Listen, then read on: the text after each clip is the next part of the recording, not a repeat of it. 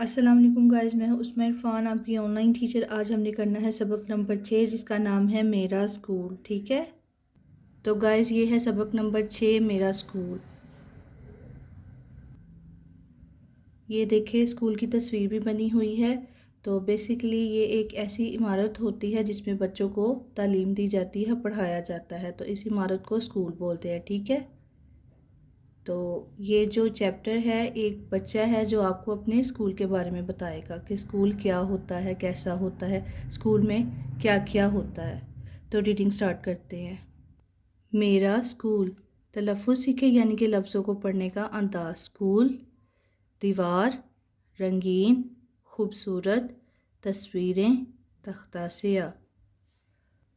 अब आप इमेजिन कर लें कि कोई सा बच्चा है जो आपको अपने स्कूल के बारे में बताने वाला है। ठीक है, ज़रा देखो तो दीवार पर कैसी रंगीन और ख़ूबसूरत तस्वीरें हैं।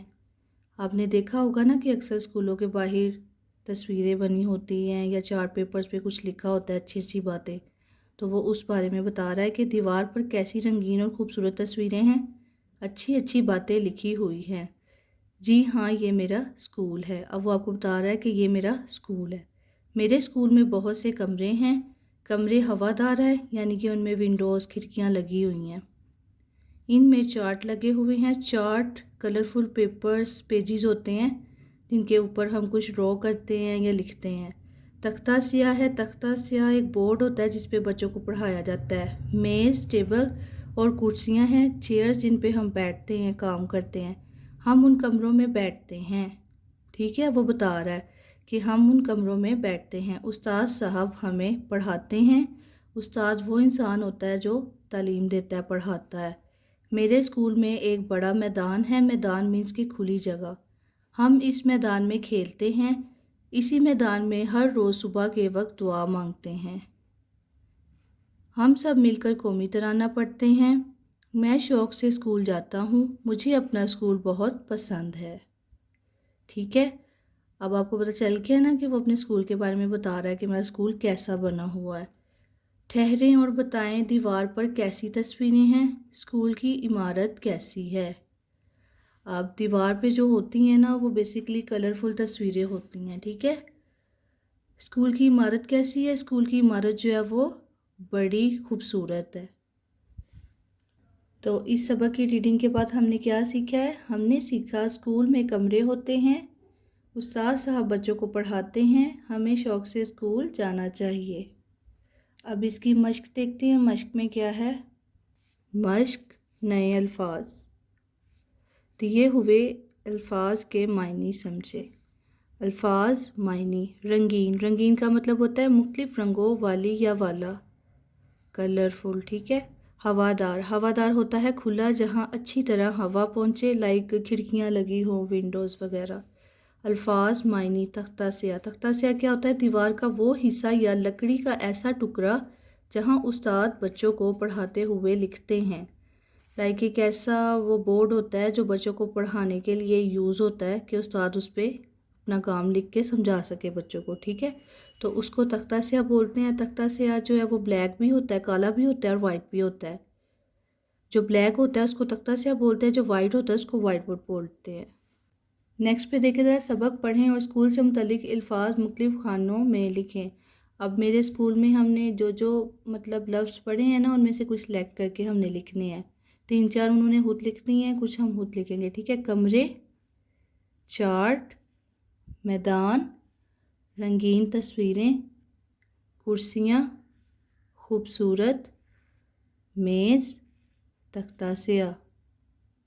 नेक्स्ट पे देखें ज़रा, दुरुस्त जवाब के सामने टिक और गलत जवाब के आगे क्रॉस का निशान लगाएं। ठीक है, ये उन्होंने हमसे कुछ बातें पूछी हुई हैं, तो जो बात सही है उसके आगे हम टिक लगाएंगे और जो नहीं है उसके आगे क्रॉस लगाएंगे।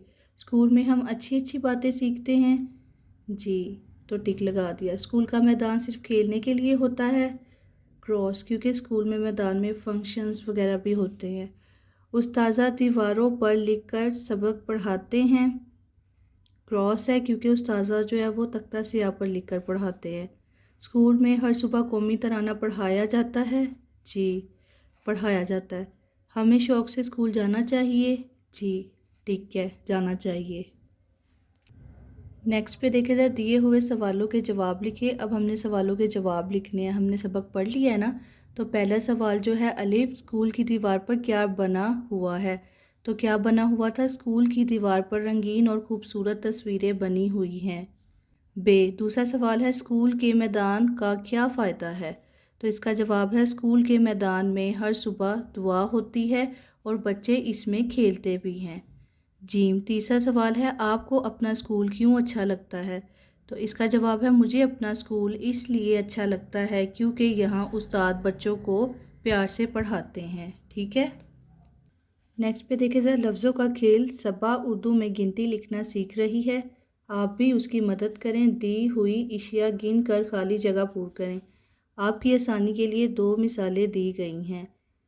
यहाँ पे आपको वो सिखा रहे हैं कि उर्दू में जो है वो गिनती काउंटिंग किस तरह से लिखते हैं। ठीक है। तो अब ये जो है ये किताब वो बता रहे हैं कि आपने लिखना है कि ये कितनी है। तो एक किताब है तो हम लिखेंगे एक। अब ये उन्होंने एग्जांपल दी हुई है कि जैसे 1 2 3 4 5, 5 पेंसिलें हैं तो 5 लिखा। ठीक है। अब ये शार्पनर वो कह रहे हैं कितने हैं, तो ये जब आप काउंट करेंगे ना तो ये 10 हैं। ठीक है। और ये मेज़ 2 हैं। उसके बाद ये रबड़ बनी हुई हैं 8 हैं ये। ठीक है। और उसके बाद ये कुर्सियाँ बनी हुई हैं, ये 3 हैं।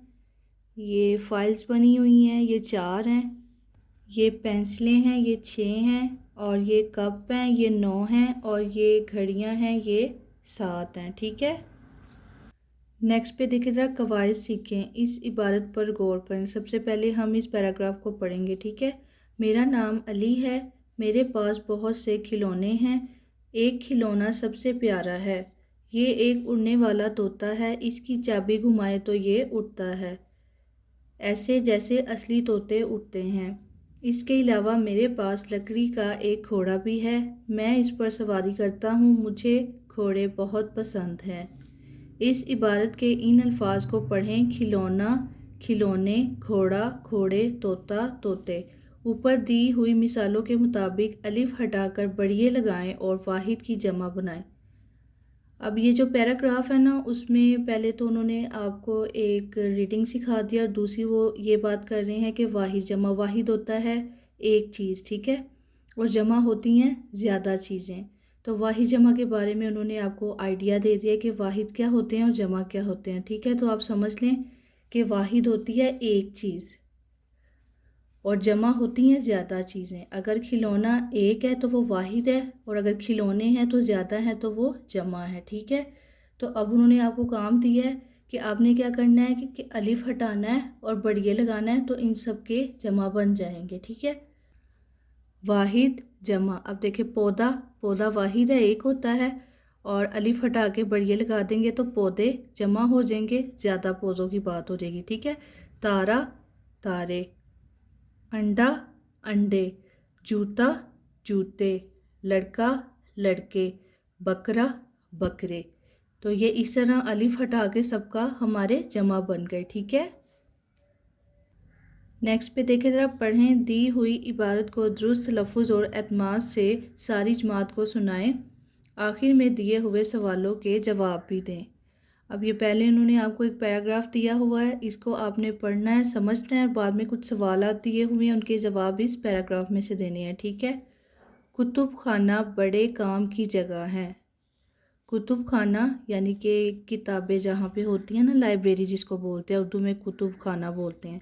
वहाँ बच्चों और बड़ों के लिए दिलचस्प किताबें होती हैं। कुतुब खाने में लोग खामोशी से किताबें पढ़ते हैं। बच्चों की किताबें एक अलग अलमारी में होती हैं। आप अपनी पसंद की किताबें लें और पढ़ें। अगर पढ़ नहीं सकते तो घर ले आएं, अम्मी या अब्बू जान से सुने, फिर किताब वापस कर आएं। बस इस बात का ख्याल रखें कि किताब ख़राब ना हो। अब इसमें वो क्या बता रहे हैं कि लाइब्रेरी यानी कि कुतुब खाना क्या होता है, जहाँ पे एक कमरा होता है, किताबें होती हैं, लोग वहाँ पे खामोशी से बैठकर किताबें पढ़ते हैं, और वो बच्चों के लिए उन्होंने अलग से रखी होती हैं।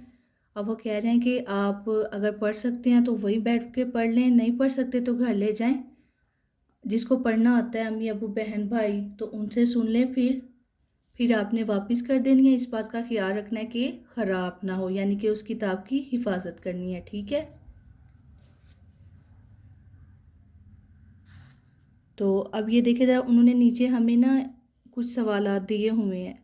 अब ये देखिए नीचे उन्होंने कुछ सवालात दिए हुए हैं, ठीक है। तो हमने जवाब देना है, कुतुब खाना कैसी जगह है। तो ये है इसका जवाब, मैंने लगा दिया है। जवाब 1, वहाँ बच्चों और बड़ों के लिए दिलचस्प किताबें होती हैं, ठीक है। दूसरा देखें, कुतुब खाने में लोग किस अंदाज में किताबें पढ़ते हैं। तो किस अंदाज में पढ़ते थे, खामोशी से। कुतुब खाने में लोग खामोशी से किताबें पढ़ते हैं। तीसरा देखिए, अगर कोई बच्चा किताब पढ़ नहीं सकता तो वो क्या करे। क्या करे वो, अगर पढ़ नहीं सकते तो घर ले आए, अम्मी या अब्बू जान से सुने। लास्ट है, कुतुब खाने की किताब घर लाने पर किस बात का ख्याल रखना ज़रूरी है। बस इस बात का ख्याल रखें कि किताब ख़राब ना हो, ठीक है। नेक्स्ट पे देखिए ज़रा, कुछ नया लिखें। अपने कमरा जमात के बारे में 3 जुमले लिखें। तो आप जिस क्लासरूम में कमरा जमात में पढ़ते हैं उसके बारे में आपने 3 बातें लिखनी है, ठीक है। कुछ भी लिख सकते हैं। मेरा कमरा जमात बहुत बड़ा है, इसमें चार्ट लगे हुए हैं, ये हवादार है। कुछ भी लिख सकते हैं, लाइक मेरे कमरे में तख्ता सियाह है, या मेरे कमरे में कुर्सियाँ और मेज़ हैं। अपने कमरे के बारे में कुछ भी आपने 3 बातें लिखनी है, ठीक है। लास्ट पे देखिए ज़रा, आओ करे काम। अब ये उन्होंने बच्चों के लिए एक एक्टिविटी दी हुई है, ठीक है। तमाम हम जमातों के साथ मिलकर गत्ते की अलमारी बनाएं। अलमारी बनाने के लिए इन तस्वीर का सहारा लें। अब उन्होंने ना आपको एक तरीका बताया हुआ है कि आपने जो है वो बॉक्स से अलमारी किस तरह बनानी है, ठीक है। तो ये बच्चों की एक्टिविटी के लिए है। सबसे पहले आपने क्या करना है, गत्ते का एक खाली डिब्बा लेना है। गत्ते का एक खाली डिब्बा लें। दूसरे नंबर पे आपने क्या करना है, उस पर रंगीन कागज़ चढ़ाएं। तीसरे नंबर पर उसे मुनासिब जगह पर आवेज़ा करें। चौथे नंबर पर उसमें किताबें रखें। तो ये एक छोटी सी एक्टिविटी बच्चों की इंटरेस्ट के लिए उन्होंने रखी हुई है कि एक गत्ते के जो बॉक्स से हम किस तरह से छोटी सी अलमारी क्रिएट कर सकते हैं जिसमें हम बुक्स रख सकें, ठीक है। तो गाइस, ये था सबक नंबर 6, मेरा स्कूल। इसकी हमने रीडिंग भी कर ली है और एक्सरसाइज मर्क सारी कर ली है, क्वेश्चन आंसर सब कुछ कर लिया है, ठीक है। तो आई होप आप लोग को समझ आ गया होगा कि इसकी रीडिंग कैसे करनी है, एक्सरसाइज कैसे करनी है। Thanks for watching, thank you so much. अगर आपको ये वीडियो अच्छी लगी तो मेरे चैनल को सब्सक्राइब, लाइक एंड शेयर कर दें। अल्लाह हाफिज़, नेक्स्ट वीडियो में मिलेंगे।